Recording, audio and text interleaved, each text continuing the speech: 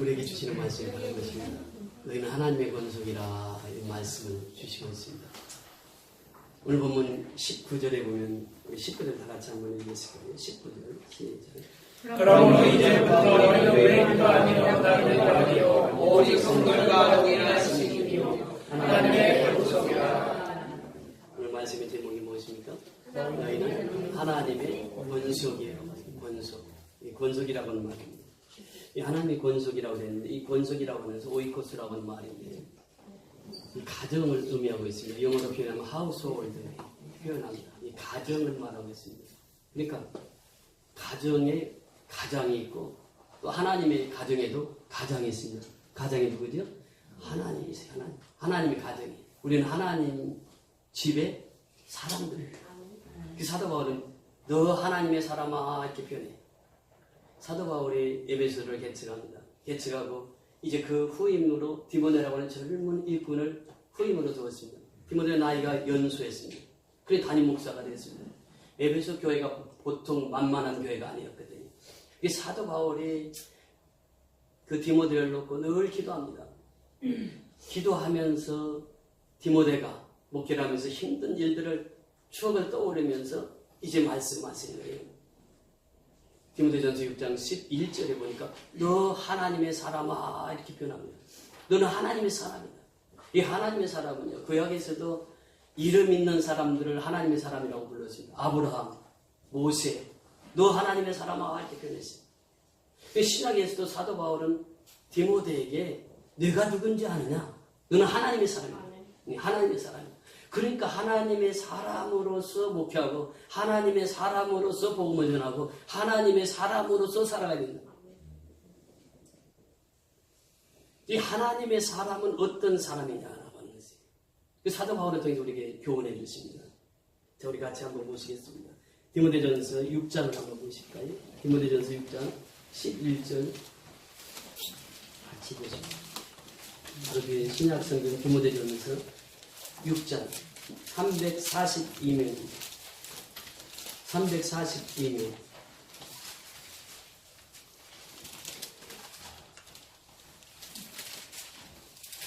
1절부터 4절, 11절부터 14절까지 디모데전서 6장 342면 신약성경 11절부터 14절까지 같이 보는 것입니다.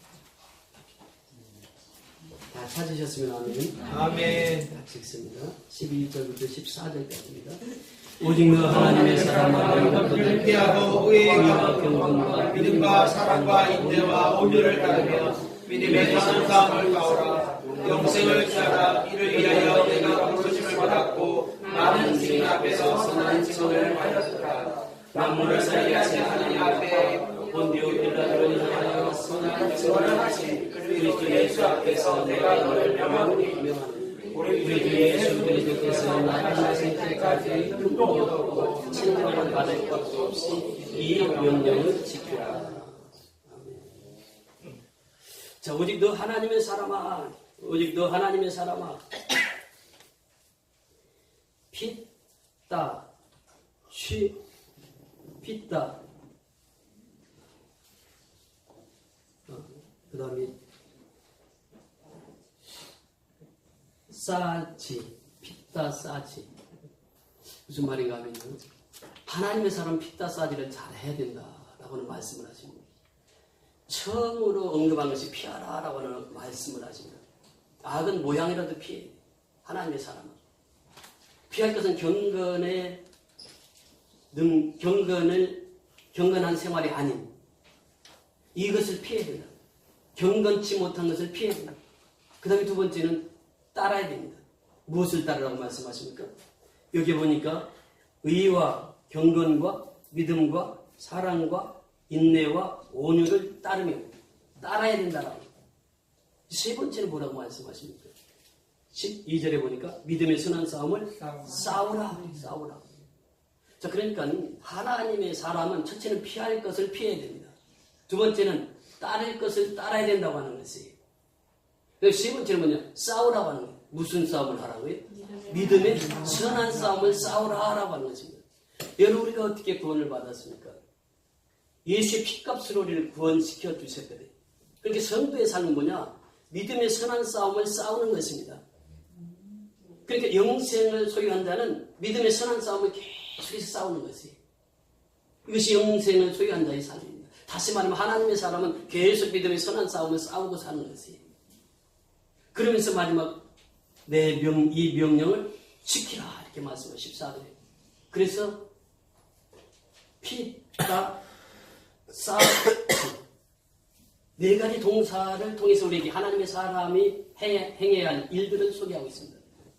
여러분, 이 기독교는 제가 항상 말씀을 드립니다만 명사의 종교가 아니라 동사의 종교라고 말씀합니다. 동사의 종교는 무엇입니까? 움직인다라고 하는 것이에요. 명사는 가만히 정체되어 있거든요. 그래서 이 기독교는 명사의 종교가 아니라 동사의 종교예요.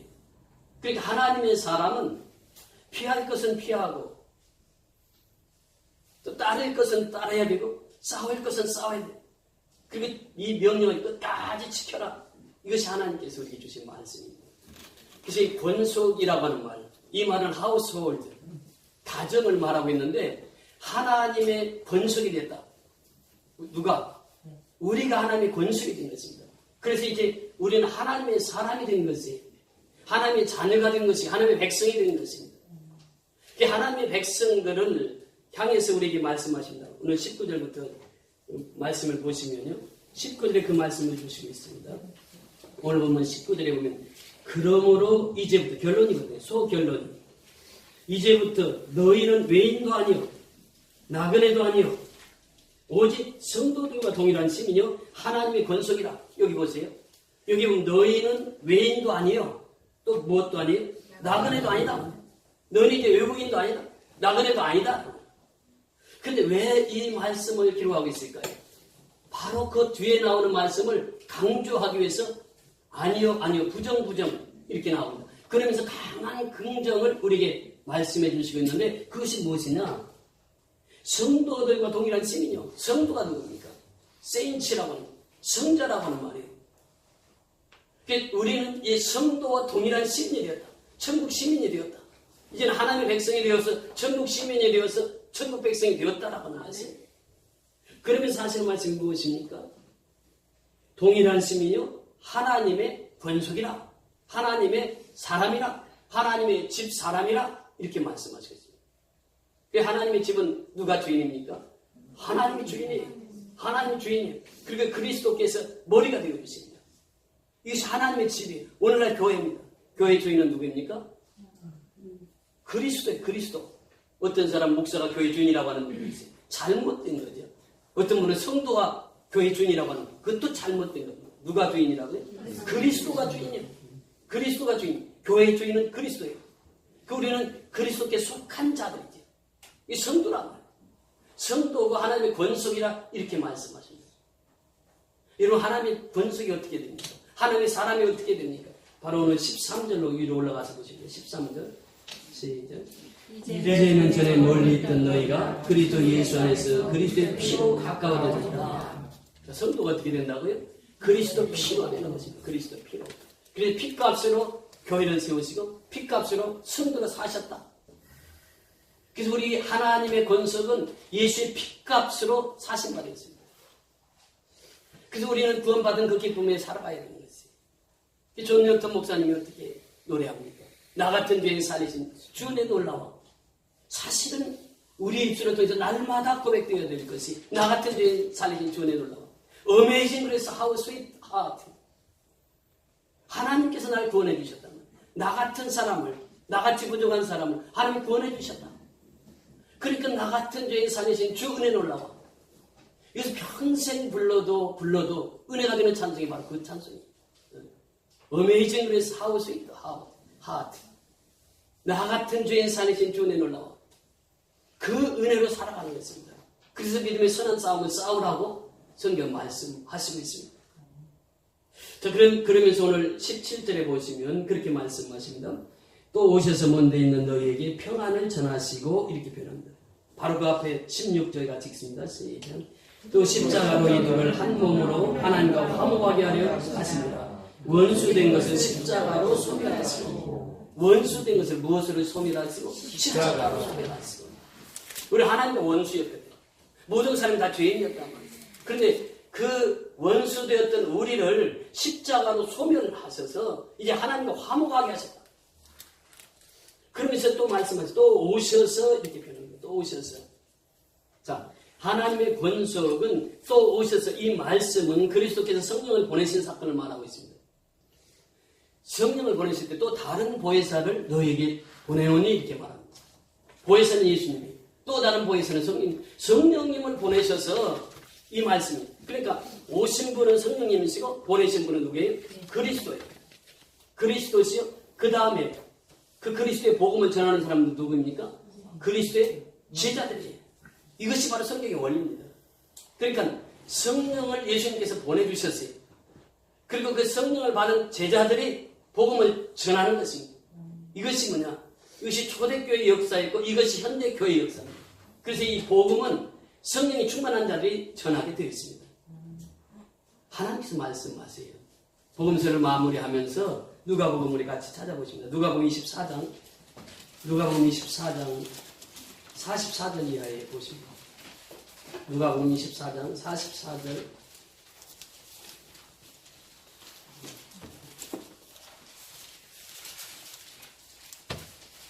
(44절에서) 49절까지 말씀 보십니다. 누가복음 24장 44절부터 49절까지 마지막 책이죠. 누가복음 마지막 장 44절부터 49절까지 누가복음.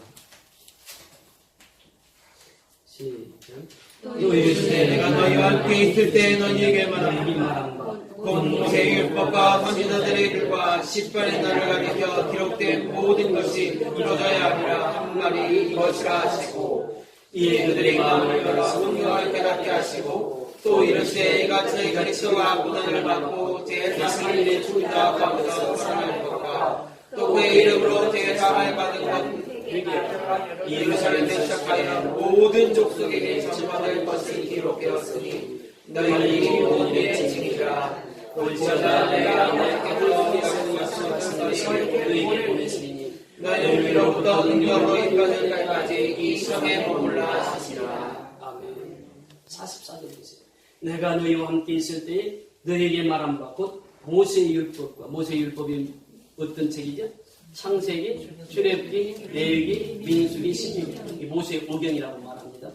자유신학자들은 모세의 6경이라고 해서 여호수아까지 포함하는데 정통신학은 모세의 5경입니다. 모세의 5경과 그 다음에 뭐라고 말씀하십니까? 선지자의 글입니다. 선지자의 글. 그 다음에 뭐가 나옵니까? 시편. 시편은 지혜서입니다. 이 시편만 포함하고 있는 것이 아니라 지혜서 5권을 다 포함하고 있어요. 다시 말하면 지금 모세의 율법과 선지자의 글과 시편이라고 하는 것은 성경, 구약성경 전체를 가리키고 있습니다. 자, 구약성경 전체가 무엇을 가리키고 있다고요? 예수를 가리키고, 나를 가리켜, 예수님 지금 말씀하세요. 그러니까 구약성경 전체는 예수를 가리킵니다. 그래서 이 구약성경과 신약성경, 올드 테스트먼트, 뉴 테스트먼트 이렇게 표현하는데, 올드 테스트먼트, 옛 약속, 옛 언약, 이것은 뉴 테스트먼트, 신약은 구약의 뿌리를 받고 있습니다. 구약을 알지 못하고는 신약을 제대로 이해할 수가 없어요. 뿌리니까. 신약의 뿌리가 구약이에요. 그러니까 이 구약이 전체가 누구를 가리킨다고요? 예수를 가리키고 있단 말이에요. 예수를. 나를 가리켜 말씀하시죠. 기록된 모든 것이 이루어져야 하리라. 그래서 예수님이 십자가에 죽으셨습니다. 기록된 모든 것이 다 이루어졌습니다. 그래서 예수님께서 테텔레스타이 이제 다 이루었다. 이제 끝이다. 이 십자가에서 선언하십니다. 예수님이 다 이루신 것이에요. 그러면서 계속해서 말씀하시기를 45절에 보면 이에 그들의 마음을 열어 성경을 깨닫게 하시고 마음을 여는 성령의 역사입니다. 여러분 성령의 역사 없이는 마음을 열 수가 없는 것이에요. 여러분 주보범위 치면 풀어짐이라고 하는 그걸 제가 써놨는데 그 풀어짐이라고 하는 것이 무엇입니까? 여기 보면은 인도자가 딱딱한 흙에다가 물을 부었어요. 물이 그 흙 속에 들어갈까요? 들어가지 않아요. 그래서 흙을 깹니다. 깨고 다시 물을 붓습니다. 그 물이 들어갈까요? 들어갑니다. 제가 어제 그거 말씀으로 봤는데 흙이 단단한 흙이 있어요. 그거 깨트려야 됩니다. 깨트려야 거기에 고구마 심으면 고구마 싹이 나는 거예요. 깨트리지 않으면 싹이 안 나요. 흙은 단단한 흙에는 아무것도 살 수가 없어요. 생명이 살 수가 없어요.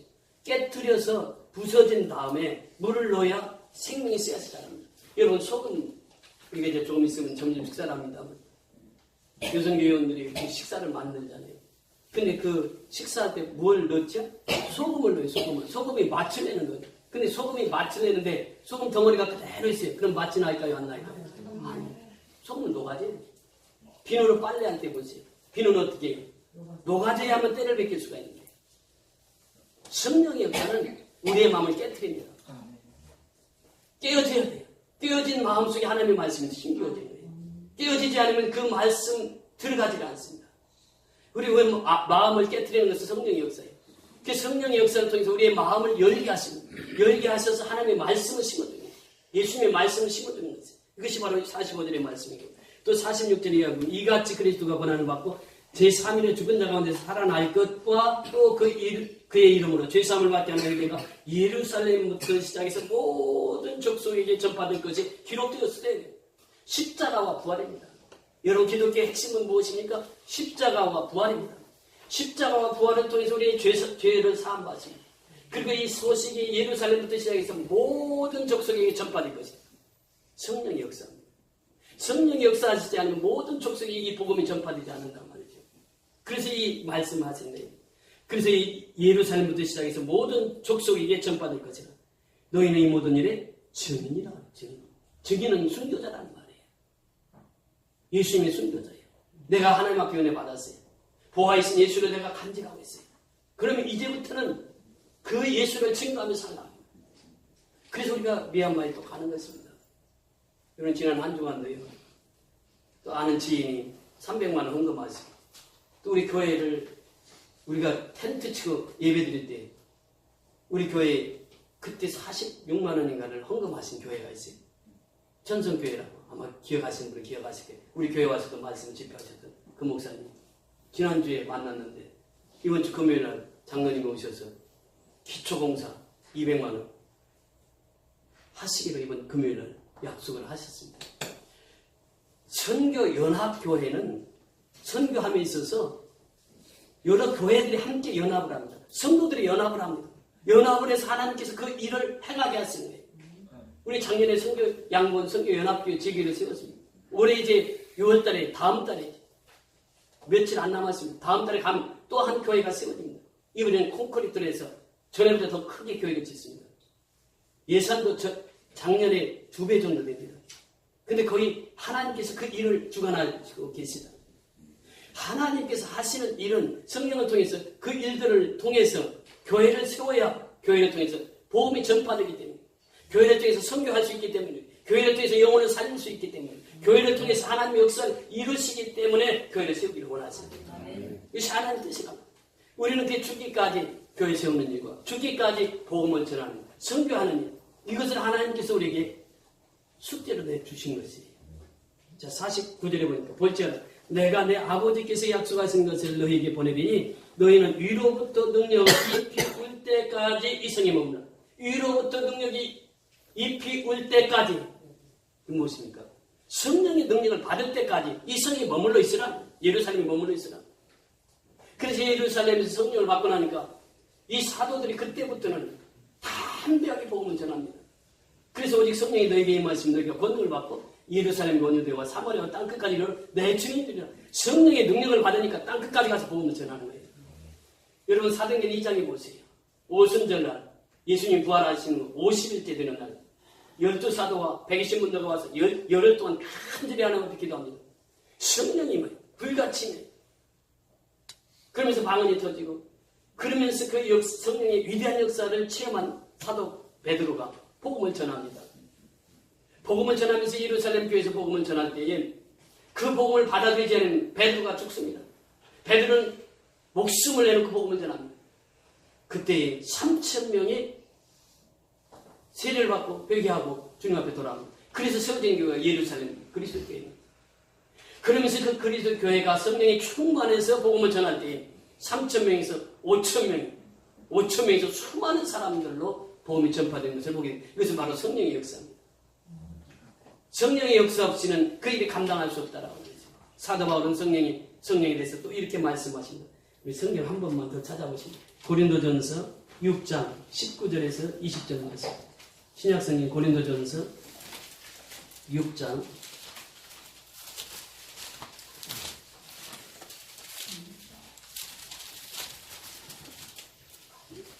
고린도전서 6장 19절에서 20절.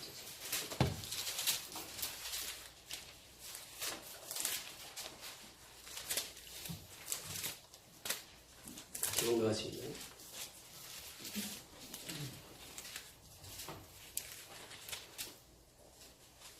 19절부터 20절입니다. 시작.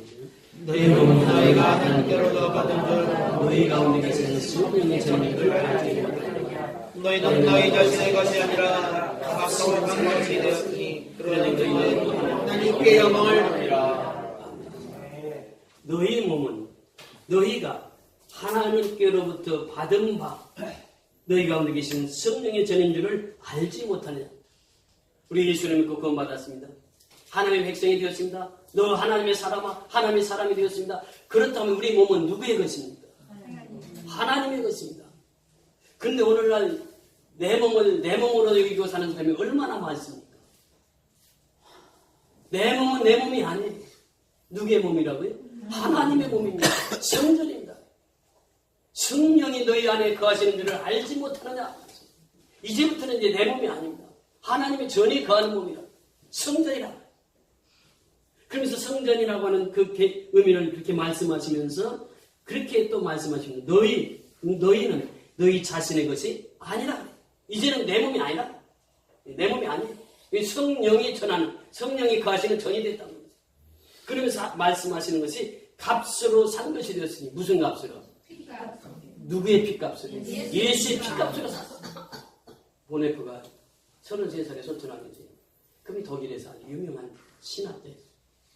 근데 히틀러가 그 당시에 많은 사람들 중에 사실 히틀러도 보면요 불행하게 태어났죠. 히틀러가 600만을 가스실에 넣어놓고 유대인을 학살시켰어요. 그이 본 해퍼 이분은 신학대 교수에서 젊어서 교수를 했어요. 20대 교수를 했습니다. 그러면서 저 히틀러는 놔둬서는 안 된다. 어떻게 해야 돼? 죽여야 된다. 그래서 역적 모의를 한 거예요. 왜 잡혀버렸어요? 33살 일찍 쫓겨납니다. 이분이 십자가에 대한 이야기를 하는데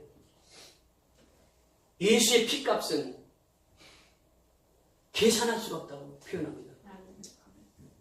예수님께서 그 피값으로 우리를 사셨다고 고백합니다. 그래서 그가 외친 것이 뭐냐? 십자가는 싸구려 십자가는 보지 말라. 십자가는 아주 값진 십자가예요. 생명이 들어가 있는 십자가예요. 피값이 들어가 있는 십자가예요. 그 십자가 없이는 우리는 살 수가 없는 거예요. 십자가의 보혈 없이는 우리가 하나님의 자녀가 될 수 없는 거예요. 그 피값은 아주 고귀한 것이에요. 돈으로 살 수 없는 것이에요. 성도 한 사람 한 사람 돈으로 살 수 없는 거예요. 그래서 성도 한 사람 한 사람이 얼마나 소중한가요? 그래서 바울이 계속 고백하는 것이 너희는 하나님의 권속이라고 해요. 너희는 성도와 동일한 신이라고 해요. 이것이 바로 우리의 신분이라고 해요. 여러분 군생활 하신 분들 대령에서 대장으로 진급이 되면요 200가지 혜택이 누려진다고 합니다. 엄청난 혜택이죠. 여러분 여기 이렇게 살다가 국회의원 배지 한번 달면 공항에 가면 VIP실로 통합니다. 우리 같이 뭐 줄 서서 가는 게 아니야. 신분이 바뀌면요. 예. 그렇단 말이에요. 그 우리 신분이 뭐라고요? 하나님의 자녀고 하나님의 권속이고 성도라는 이름으로 살아가는 거예요. 그 이 세상에서 가장 높은 사람이 누구예요? 하나님의 자녀입니다. 이것을 좀 강조하고 있는 거예요. 성령의 역사하시면요. 제일 먼저 깨닫게 되는 것이 뭐냐? 내가 성도라고 하는 것을 깨닫게. 성도라는 인식이 바르게 하기오스라고 하는 그 바른 인식이 됩니다. 그래서 그때 구역에 보면은요. 성전의 뜰 얘기했잖아요. 전에. 제가 지금 실수를 했는데 성전의 이방인의 뜰은 물두멍과 그 번제단 여기까지 이방인이 들어올 수 없었습니다. 거기에 성막이라 이방인이 들어올 수 없었어요. 이방인 뜰은 따로 있었어요. 따로 있어가지고 이방인 뜰에만 이방인들이 거할 수 있는. 그런데 예수님 십자가의 죽으심으로 말미암아 이방인과 유대인이 어떻게 됐다고요? 둘이 하나가 됐단 말이에요. 하나가. 그러니까 예수의 피값으로는 이방인이 되었든 유대인이 되었든 다 하나입니다. 둘을 하나로 만드신 분이 예수님의 피값이에요. 아멘. 피값으로 우리 사셨다. 아멘. 성령의 능력을 받으면 우리 로마서 8장 26절 이하에 보면은 우리의 연약함을 도우시나니 이렇게 말합니다. 성령 받기 전에는 다 연약한 존재예요. 베드로도 얼마나 연약했습니까? 바울 연약했죠. 나폴레옹 그렇게 많은 나라를 정복했지만 그가 전쟁에서 승리하고 돌아오면은 자기 부인 품에 가서 눈물을 흘렸다는 거예요. 자기도 연약한 남자예요.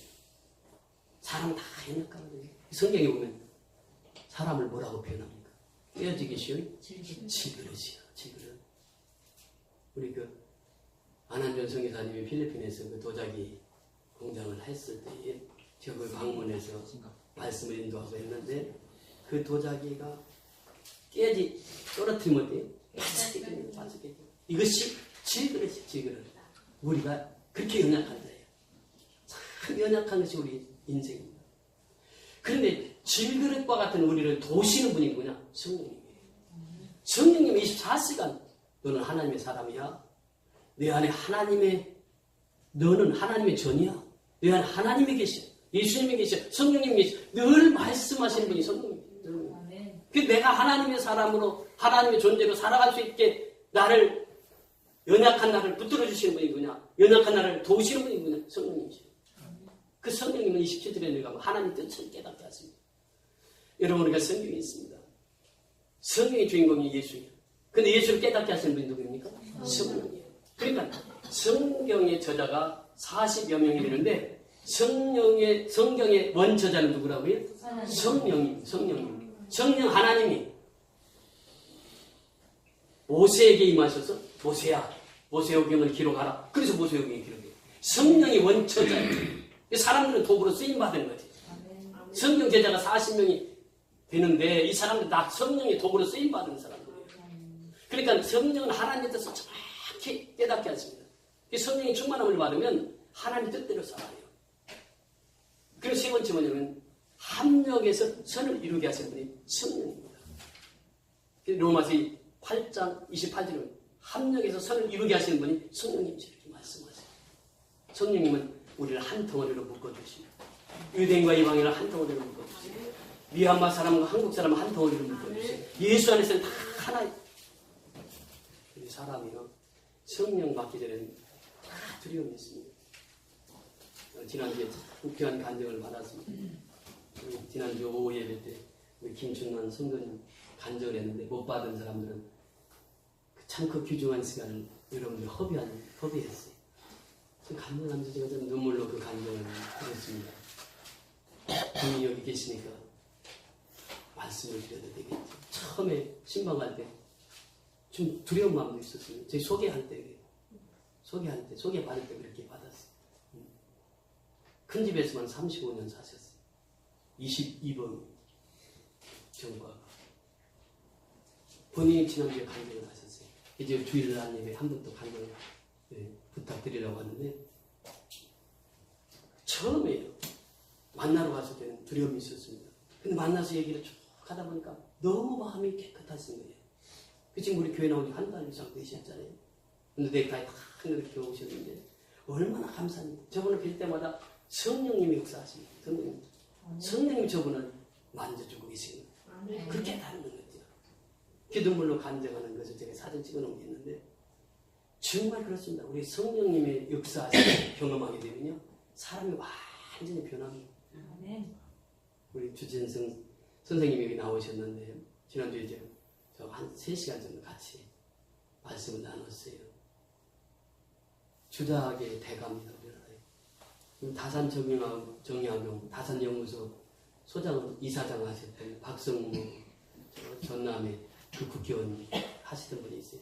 문화관 친분이 가까워서 그 같이 연구도 하고 역사학을 같이 전공하셨기 때문에 주작에 대한 대가지 말씀을 나누면서 무엇을 깨닫냐면 예수를 믿은 지 1년 교회 나온 지 우리 교회가 처음이고 성교연합교회 도대체 무슨 교회인가 하고 보고 싶었다니 지난주에 한번 오시고 또 교육자실에 한 3시간 동안 같이 말씀을 나눴습니다.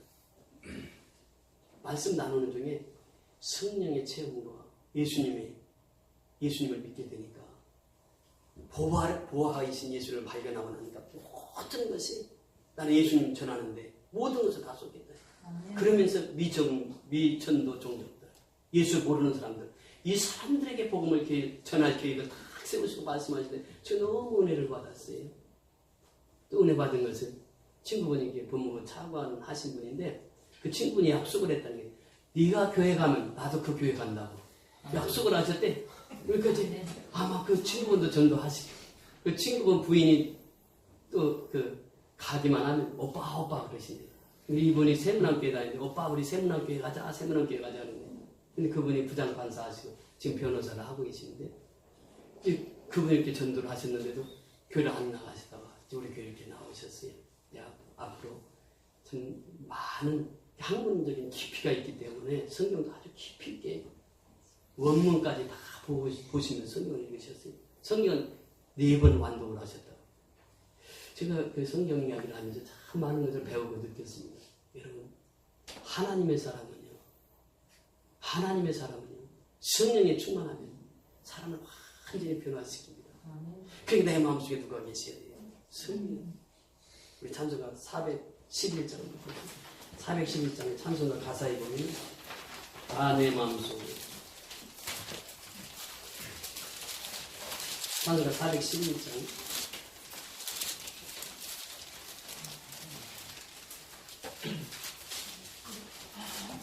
가사 보세요. 내 마음속에 참된 평화 있네. 내 마음속에 뭐가 있어요? 참된 평화 있네.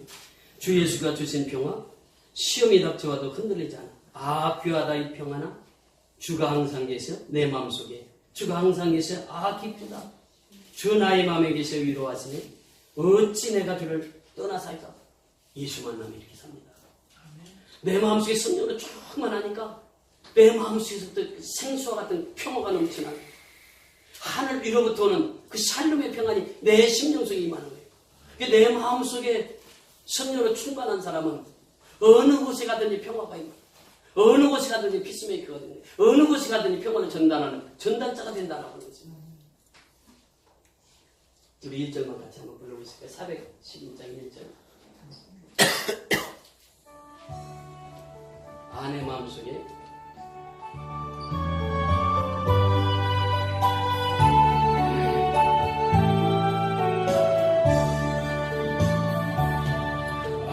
내 마음속에 참된 평화가 있네. 주 예수가 주신 평화. 시험 닥쳐와도 흔들리지 않아. 귀하라 이 평안아. 주가 항상 계셔 내 맘속에. 주가 항상 계셔 기쁘다. 주 나의 맘에 계셔 위로하시네.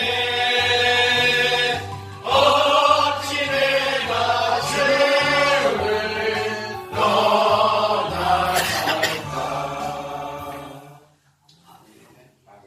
이 귀한 평화 내가 받고 보니 내 슬픔이 사라지고 마음의 기쁨 넘쳐 주를 찬양하네. 주 날개 아래 내가 사는 동안 이 보배를 빛내리라. 기쁜 그날이와 주를 만나 뵐 때 그 평화 영원하리. 주가 항상 계셔 내 마음속에. 여러분 그렇습니다. 성령이 충만한 사람의 특징이 뭐냐? 내 마음속에 누가 항상 계세요? 주가 항상 계세요. 이만을 신하는 사람. 그래서 우리가 성령 충만함을 받자. 여기서 5장 18절에 보면 술 취하지 말라 이는 방탕한 것이. 방탕이 어디서부터 온다고요? 술에서부터 옵니다. 술에서부터 와요. 술 먹으면 방탕해집니다. 저도 술을 많이 먹어본 사람이라 술 먹는 사람 속을 잘 알아요. 네. 저도 말술을 먹었기 때문에 제가 치고는 못 가도 넣고는 간다고 했어요. 저도 그 술을 많이 먹어서 술 먹는 사람 속을 잘 알아요. 근데 술 먹으면 방탕이 돼요. 술 취하지 말라. 이는 방탕한 것이니 무엇을 받으라? 성령의 충만함을 받으라. 성령의 충만함을 받으라. 성령의 충만한 것은 내 마음속의 평화가, 내 마음속의 기쁨이 그리스도 예수 충만한 거예요. 이번에도 양건 성경연합교회 가면 살인자 그 형제가 세례 받기로 약속을 했어요. 그래서 이번에 가면 그 살인자 세례를 줄 겁니다. 꿈이 있어요. 우리 성경연합교회는 꿈이 있습니다. 매년 1년에 4번씩 가서 위험하게 가서 복음을 전합니다. 여러분 그것이 우리의 식구라면 어떻게 가능할 것 같아요? 봤습니까? 하나님이 하시는 일이에요. 우리 교회 역사를 보면요 정말 하나님이 하셨어요. 우리가 고난을 참 많이 받았습니다. 근데 고난 받을 때마다 우리가 무엇을 외쳤습니까? 고난은 축복이라고 외쳤지 않습니까? 고난은 축복이에요. 고난을 받았기 때문에 우리가 축복받는 거예요. 고난은 내게 유익이라고. 내게 유익한 것이요. 여러분 인물들 보세요. 고난 안 당하고 큰 인물이 있나? 인물들은 다 고난 받았어요. 그 고난을 다 통과한 사람들이에요. 십자가를 통과한 사람. 그 사람이 부활의 영광에 이르게 되는 줄 믿습니다. 우리가 성령의 충만함을 받아서 이 사실이 있지만 너는 하나님의 본속이라. 너는 하나님의 사람이라. 누구도 나를 넘보지 못하는 하나님이 직접 나를 다스리고 나를 통치하시고 나를 이끌어 가시는 그 하나님의 사람이 되었다. 이 하나님의 사람은 사람의 자부심을 가지고 성령 저와 여러분이 다 얻을 수 있기를 주의 이름으로 축원을 드립니다. 아멘. 우리 다 같이 일어나서